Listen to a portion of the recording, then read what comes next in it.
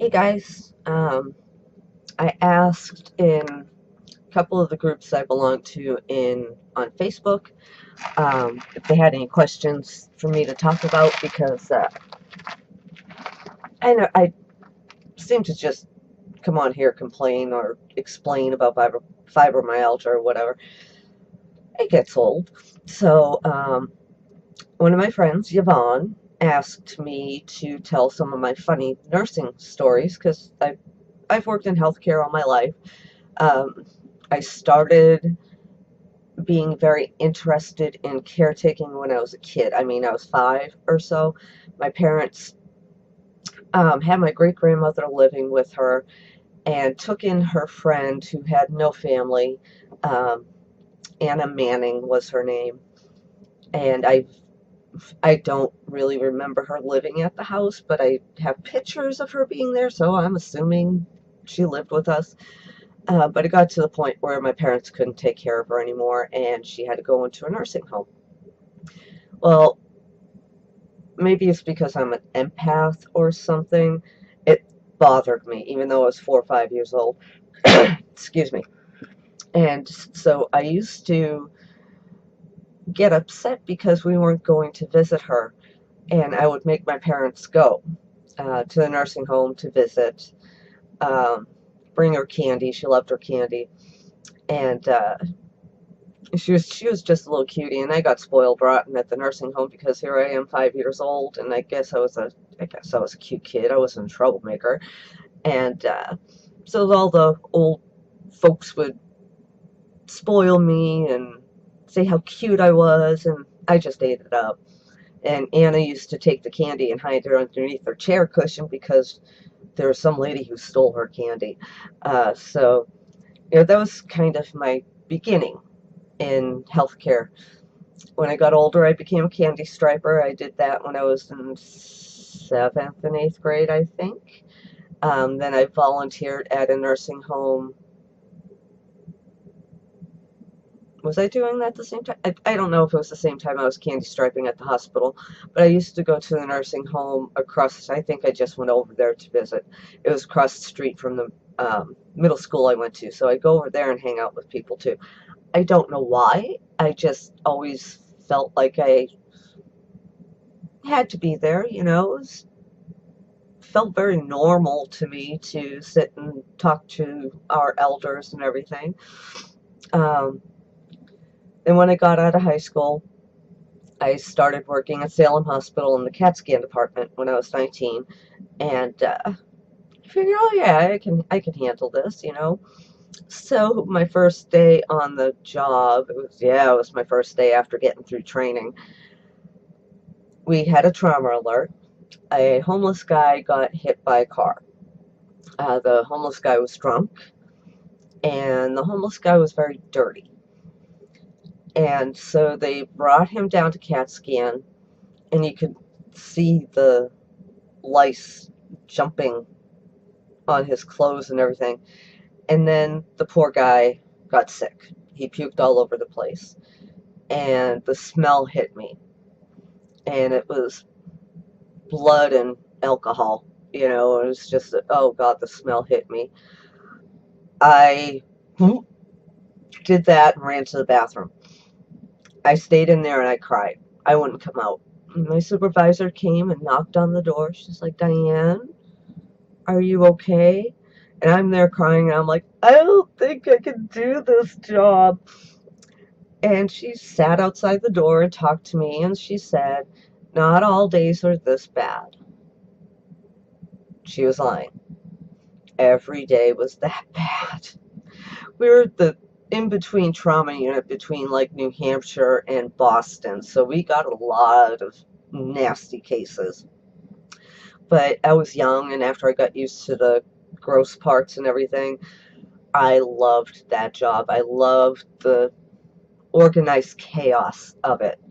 Um, there was a couple of doctors that I absolutely hated. Hated when the interns would come in because they thought they were all that, and they weren't, and I would put them in their place. Um, I got one of the radiologists written up because he would talk to my boobs. I had a neurosurgeon written up because he called me, oh, what did he call me? He wasn't getting to me by insulting what I was doing at my job and everything. He was screaming and yelling and banging his fist and everything. He intimidated everybody. So when he didn't get a reaction out of me, he insulted the way I looked. I don't remember what it said. Something about my glasses and I look like an owl or something. So I went to the chief of radiology and I told him, I'm just not going to put up with that. I want something done. And so I don't know what was done, but he never talked down to me like that again. Then I moved to Florida and I worked in a nursing home for a little time. And here's a funny little story. These two little old ladies would sit in the corner of the hallway. They had a nice little setup with a table and love seat and chairs and everything.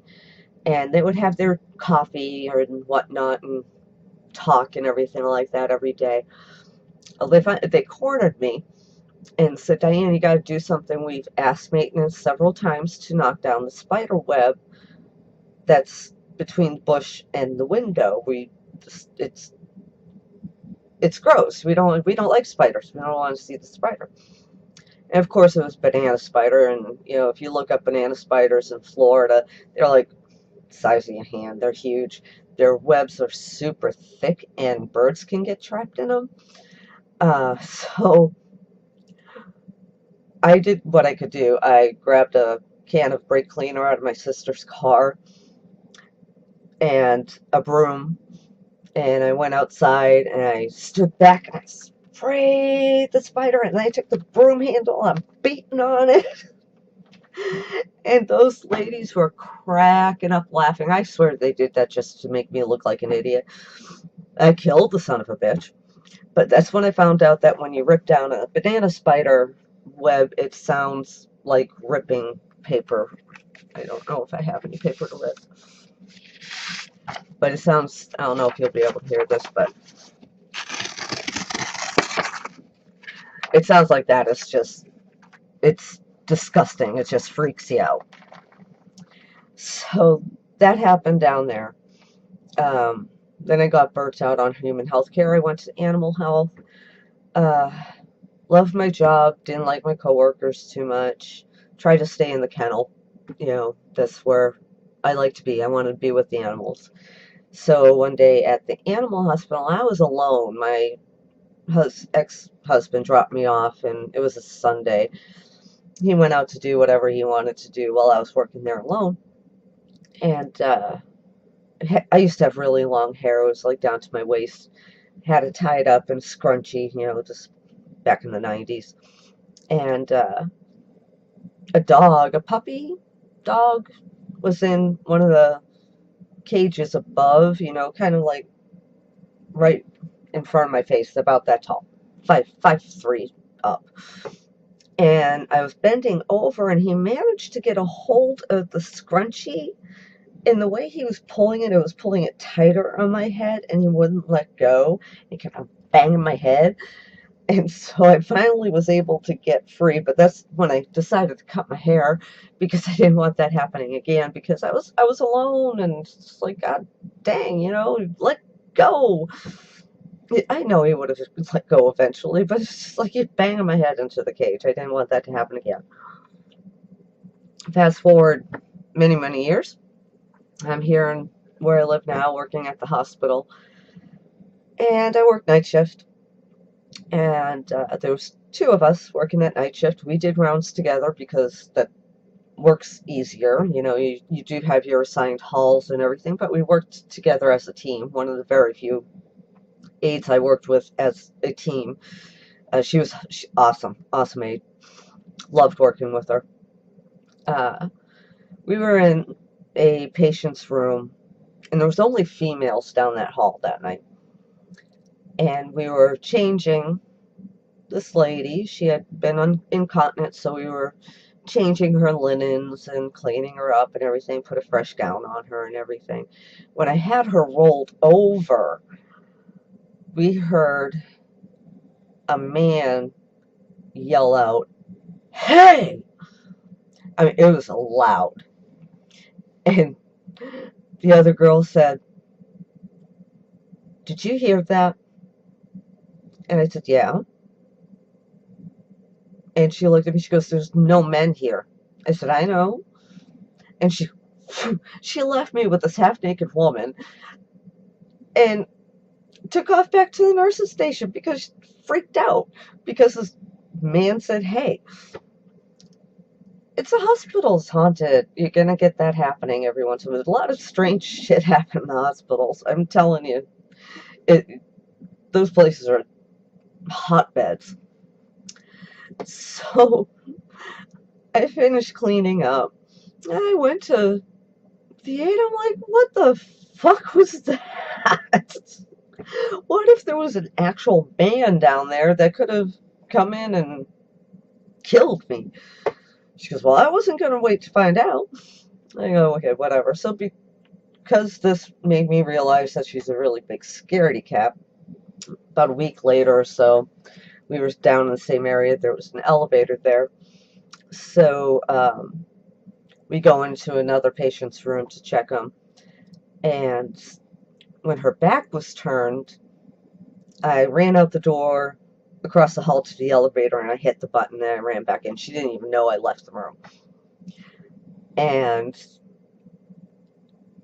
really quiet in the room. We're doing our job. You know, patients half asleep, so we weren't, joking around or anything with them.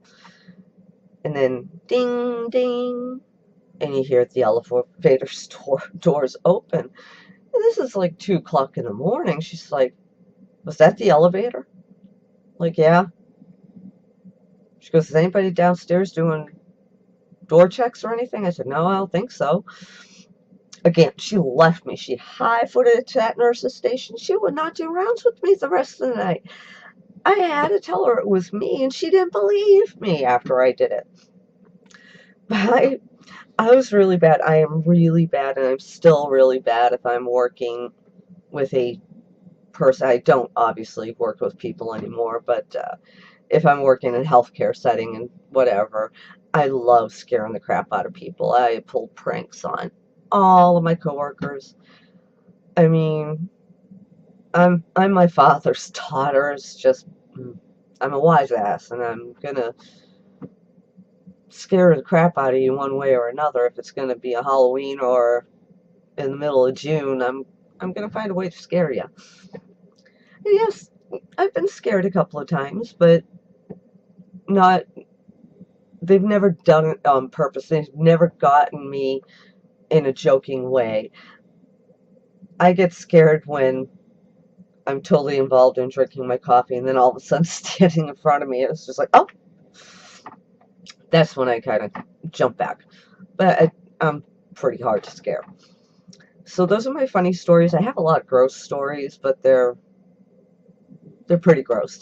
Some of them are traumatic, I don't know if I want to tell those. If you guys want to know a couple of them, I will tell you. But Yvonne wanted happy stories, funny stories. Sorry, I still got this cough. So, happy stories. I got a couple of questions on Pros Box, so I'll hit those up tomorrow, maybe, if I have time, or maybe tonight. I don't know. I'm tired, but I haven't been sleeping, so I might get bored, do another on, I don't know. Who knows? But I'll see you guys later. Happy 4th. Talk to you later. No bottle rockets out of your ass, okay? Peace.